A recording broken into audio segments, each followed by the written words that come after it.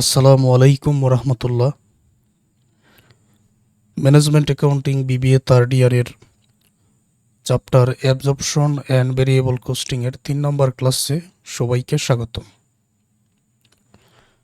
আগের 2টা ক্লাস মনোযোগ দিয়ে দেখবেন, তারপরে 3 নম্বর ক্লাসটা দেখেন, সহজে বুঝতে পারবেন। আমি মূল আলোচনায় যাচ্ছি।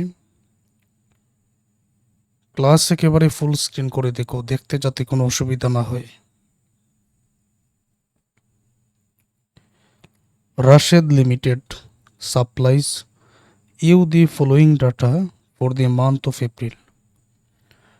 রাশেদ লিমিটেড এপ্রিল মাসের তথ্যগুলো তোমাকে দিয়েছেন, যেখানে বিগিনিং ইনভেন্টরি প্রারম্ভিক মজুদ নীল, শূন্য, প্রারম্ভিক কোনো মজুদ নাই, প্রারম্ভিক কোনো পণ্য নাই। সেলস ইউনিট কি পরিমাণ বিক্রয় হয়েছে, কি পরিমাণ বিক্রয় হয়েছে 6000 ইউনিট। প্রোডাকশন ইউনিটস উৎপাদন করা হয়েছে 9000 units. Selling price per unit যেই পরিমাণ বিক্রয় হয়েছে প্রতি ইউনিটের মূল্য কত, 25 টাকা। তাহলে বিক্রয় হয়েছে কত ইউনিট, সেলস ইউনিট 9000 ইউনিটস। কত, 6000 ইউনিট বিক্রয় হয়েছে, sales unit. Direct manufacturing expense per unit 14 টাকা। বোঝার মতো অনেক কিছু আছে, আমি একটু পরে বোঝাচ্ছি। Fixed factory overhead per unit 4 টাকা। ফিক্সড ফ্যাক্টরি ওভারহেড টোটাল 30,000 টাকা। কমার্শিয়াল এক্সপেন্স ফিক্সড 12,000 টাকা। Prepare an income statement applying direct costing and absorption costing, prepare reconciliation statement. সম্পূর্ণ প্রশ্নটা আমরা পড়লাম। লক্ষণীয় বিষয়, ওই যে সমাপনী মজুদ, তারপর প্রোডাকশন, বিক্রয়, এগুলোর মধ্যে এমন কোনো এন্ট্রি কি আছে যেটা অঙ্কের মধ্যে নাই, যেটা আলাদা ক্যালকুলেশন করে বাইর করতে হবে? এটা প্রথমে চিন্তা করতে হবে। 2 নম্বর working, manufacturing cost per unit বাইর করতে হবে। 3 নম্বর working, fixed factory over applied under applied নির্ণয় করার প্রয়োজন আছে কিনা সেটা হিসাব করে বাইর করতে হবে। এই 3টা ওয়ার্কিং করলে এই যে ডিরেক্ট কোস্টিং আর অ্যাবজর্পশন কোস্টিংয়ে অঙ্কের সমাধান করার জন্য বলা হয়েছে, এগুলো তো আমরা পারি, আমরা নিয়ম দেখে দেখে অঙ্কের সমাধান করব। কয়েকটা ক্লাস করলেই আমাদের মনে থাকবে। এখন যদি তুমি ভালো করে লক্ষ্য করো, আমি দেখতে পাচ্ছি এখানে যে বিগিনিং ইনভেন্টরি এটা না থাকলে অসুবিধা নাই, এটা আলাদা ক্যালকুলেশন করে বাইর করার প্রয়োজন নাই, এই জন্য আমি এটার নাম আগে বলি নাই। সেলসের পরিমাণ আছে, উৎপাদনের পরিমাণ আছে, কিন্তু সম্পূর্ণ অঙ্ক জুড়ে সমাপনী মজুদ কি পরিমাণ বা এন্ডিং ইনভেন্টরি কি পরিমাণ আমি পাই নাই। তার মানে এটা ওয়ার্কিং করে বাইর করতে হবে। এই গেল একটা। এবার manufacturing cost per unit, direct manufacturing expense per unit 14 টাকা দেওয়া। এটা আবার কি? আমরা তো জানি আগে যে অঙ্কগুলো সমাধান করেছি সেখানে দেখা গেছে ডিরেক্ট মেটেরিয়াল আছে, ডিরেক্ট লেবার আছে, ভেরিয়েবল ফ্যাক্টরি ওভারহেড আছে, ফিক্সড ফ্যাক্টরি ওভারহেড আছে। তো এগুলো না দিয়ে ডিরেক্ট ম্যানুফ্যাকচারিং এক্সপেন্স দিয়ে দিল, তো এটার মানে কি? তাছাড়া fixed factory overhead per unit এটা আলাদা করে দেওয়া আছে, সেটা বুঝতে পারলাম, কিন্তু বাকি 3টা কোথায়? তাহলে তোমরা জেনে নাও, নতুন করে আজকের ক্লাসে তোমরা জেনে নাও, এই যে direct material, direct labour, variable factory overhead, এই 3টাকে একসাথে ডিরেক্ট ম্যানুফ্যাকচারিং এক্সপেন্স বলা হয়। তার মানে বর্তমান অঙ্কটার মধ্যে এই যে direct manufacturing expense per unit 14 টাকা দেওয়া আছে, তার মানে এই 3টার মধ্যে কি কি অন্তর্ভুক্ত আছে বলো তো? এই 3টার মধ্যে অন্তর্ভুক্ত আছে direct material, direct labour, variable factory overhead, এই 3টে অন্তর্ভুক্ত আছে। আলাদা করে ফিক্সড ফ্যাক্টরি ওভারহেড দেওয়া আছে, তো এটা শুধুমাত্র অ্যাবজর্পশনে যাবে। আর ওই 3টার যেটা ডিরেক্ট ম্যানুফ্যাকচারিং এক্সপেন্স, 3টা যেটা, এটা তো উভয়টার মধ্যেই যাবে, অ্যাবজর্পশনে যাবে, ভেরিয়েবলে যাবে। 2 নম্বর কথা হলো, অঙ্কটার মধ্যে এন্ডিং ইনভেন্টরি নাই। তো এন্ডিং ইনভেন্টরি বাহির করার যে নিয়ম সেটা তো আমি তোমাদের 1 নম্বর ক্লাসেই বলে দিয়েছি।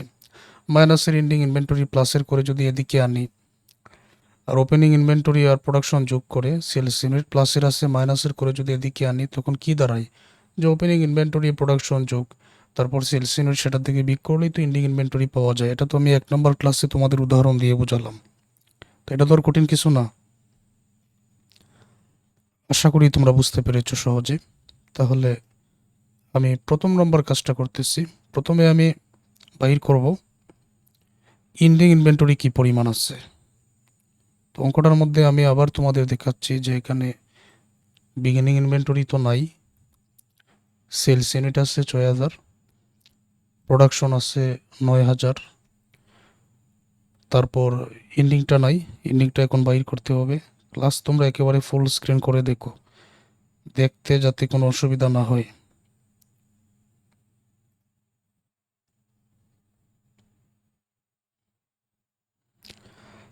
Calculation of ending inventory in units.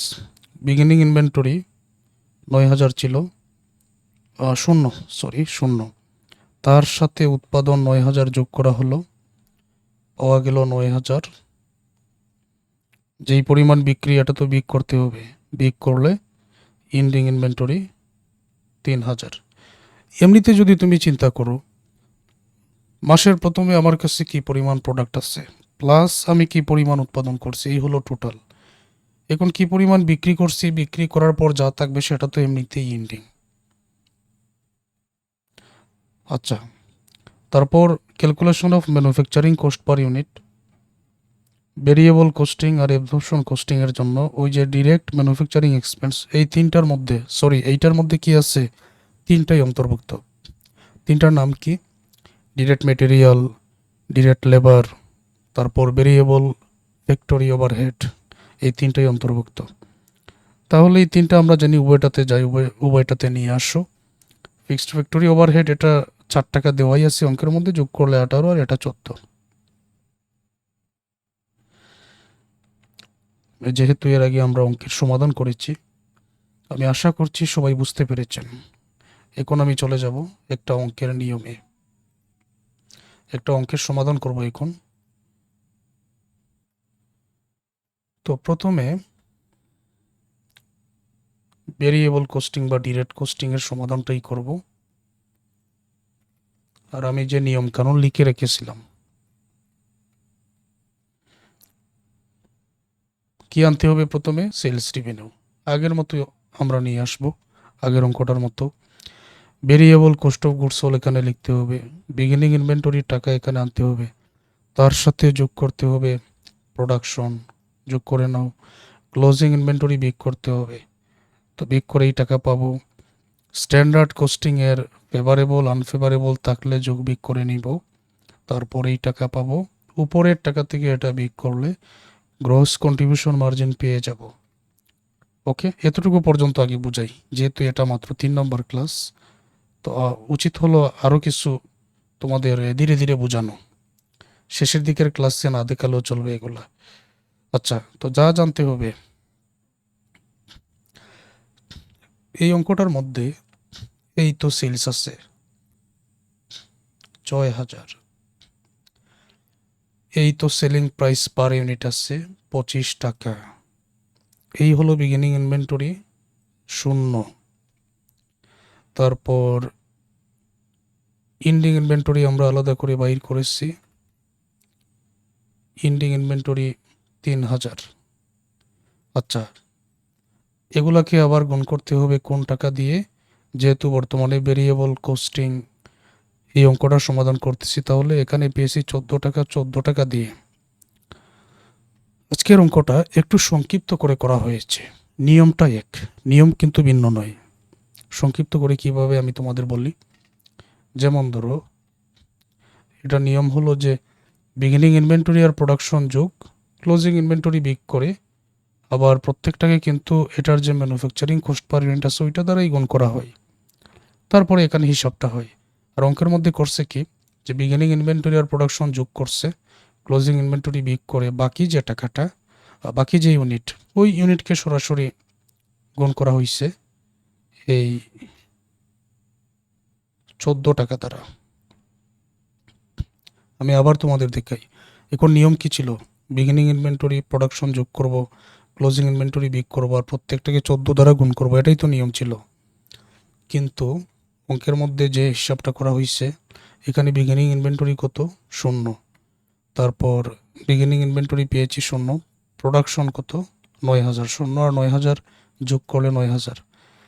তারপর কি করতে হয়? এন্ডিং ইনভেন্টরি বিয়োগ করতে হয়। তো 9000 থেকে 3000 বিয়োগ করলে বাকি থাকে কত হাজার? 6000। ওই 6000 কি? এই 6000 হচ্ছে variable cost of goods sold. এই যে variable cost of goods sold বাইর করা হয়, এগুলাই তো, এটার নামই তো variable cost of goods sold. তো অঙ্কের মধ্যে যেটা করেছে আমি তোমাদের আবার বোঝাই।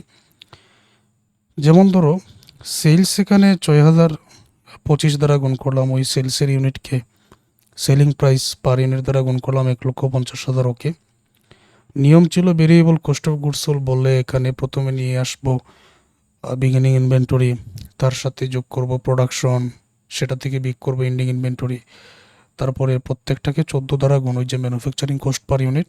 তো এখানে যেটা করেছে,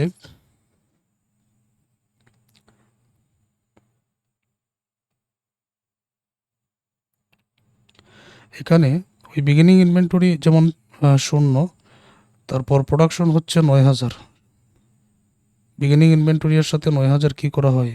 যোগ করা হয়, তাহলে হলো 9000। এটা থেকে আবার এন্ডিং পাইছি কত আমরা? এন্ডিং পাইছি 3000। তো এন্ডিংটা তো বিয়োগ করা হয়, তাকে কত? 6000। এটা তো হিসাবে আসবে। তো সরাসরি এই 6000কে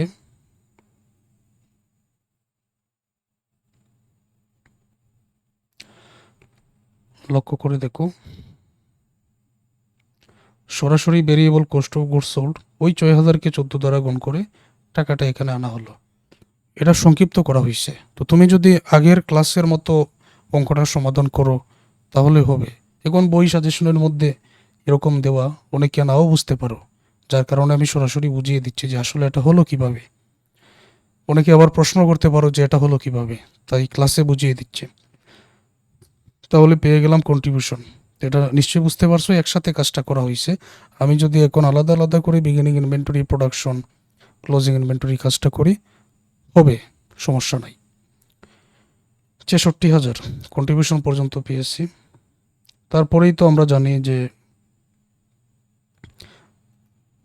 এই জায়গায় নিয়ম হচ্ছে ভেরিয়েবল যত এক্সপেন্স আছে বিয়োগ করলে কন্ট্রিবিউশন মার্জিন পাওয়া যাবে, ফিক্সড যত এক্সপেন্স আছে যদি আমরা বিয়োগ করি নেট অপারেটিং ইনকাম পাওয়া যাবে। কিন্তু বর্তমান অঙ্কটার মধ্যে কোনো ভেরিয়েবল এক্সপেন্স নেই, যেহেতু এটার কাজ করতে হবে না। তাহলে ফিক্সড আছে কি কি? যেমন একটা ফিক্সড ফ্যাক্টরি ওভারহেড টোটাল আছে 30,000, কমার্শিয়াল এক্সপেন্স ফিক্সড আছে আরও 12,000। এই দুইটা ওই অনুযায়ী বসিয়ে দাও। ভেরিয়েবল তো নেই, তো না থাকলে নাই। Fixed expense, fixed factory overhead 30,000, commercial expense 12,000, 30,000 আর 12,000 42,000। 63,000 থেকে 42,000 বিয়োগ করলে নেট ইনকাম 24,000।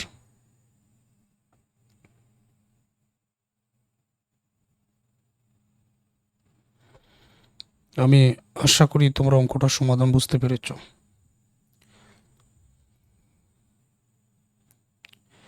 এবার আমাদের অ্যাবজর্পশন কস্টিং অঙ্কের সমাধানটা করতে হবে। সেলস রেভিনিউ, তারপর কস্ট অফ গুডস সোল্ড বলে ওই যে বিগিনিং ইনভেন্টরি ছিল 0, প্রোডাকশন ছিল 9000, ক্লোজিং ইনভেন্টরি 3000 বাদ দিলে 6000। তারপর এটাকে এখানে পিএসসি কত? 18, 18 দ্বারা গুণ, একেবারে আগেরটার মতো 6000কে 18 দ্বারা গুণ করে দিব। তো এই কাজটা আগে করি। সেলস 6025, 1,50,000। সেলস তো প্রত্যেকটাতে একই রকম। Less cost of goods sold 6000কে আগে ছিল 14 দ্বারা গুণ, বর্তমানে হলো 18 দ্বারা গুণ, তাহলে 1,08,000। অঙ্কটার মধ্যে গিয়ে দেখতে হবে ওভার অ্যাপ্লাইড আন্ডার অ্যাপ্লাইড কোনো কিছু আছে কিনা। তো তোমরা তো জানো ওভার অ্যাপ্লাইড আন্ডার অ্যাপ্লাইড কীভাবে বাইর করতে হয়।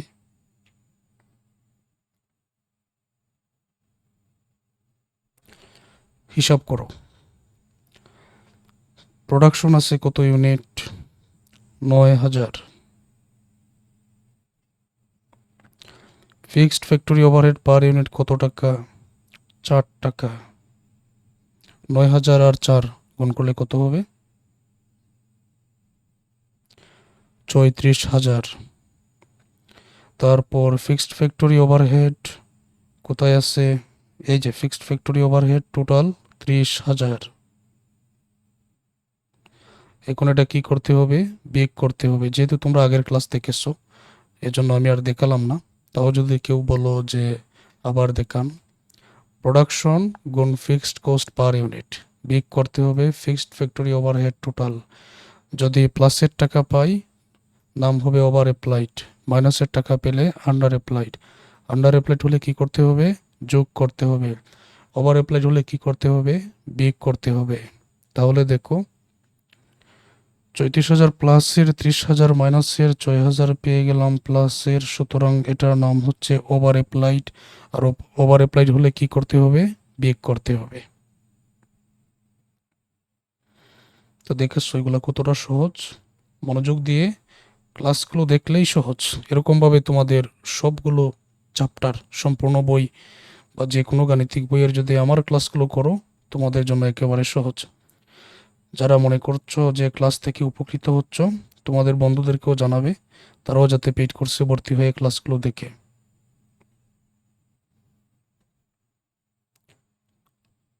তো এখানে এই যে over applied fixed factory overhead 4 গুণ 9000 মাইনাস 30,000, ওই যে 6,000, এটা এখন বিগ হয়ে যাবে।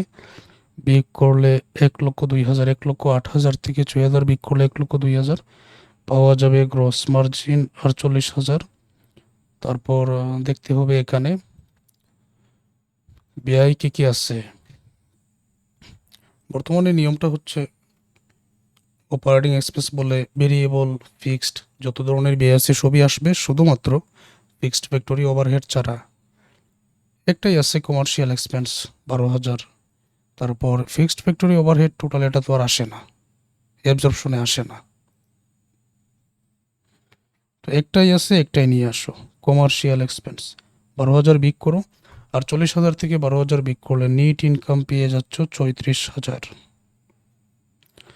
আমাদের অঙ্কটার মধ্যে রিকনসিলিয়েশন স্টেটমেন্ট আছে, তবে রিকনসিলিয়েশন স্টেটমেন্টের আবার দুইটা নিয়ম আছে। তো বইয়ের মধ্যে অন্য আর একটা নিয়ম দিয়ে দিচ্ছে, এটা আমি আর আলাদা করতে পারছি না। ওই নিয়মটা আজকের ক্লাসে বুঝিয়ে দিচ্ছি, তবে তোমরা যেরকম অঙ্কের সমাধানটা করবে এটা পরবর্তী ক্লাসে বোঝাবো। তো এটার জন্য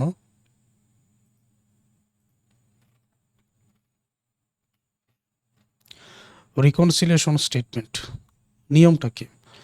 অ্যাবজর্পশন কোস্টিংয়ের নিট ইনকাম থেকে ভেরিয়েবল কোস্টিংয়ের নিট ইনকাম বিয়োগ করে ডিফারেন্সটা আগে বাইর করতে হবে।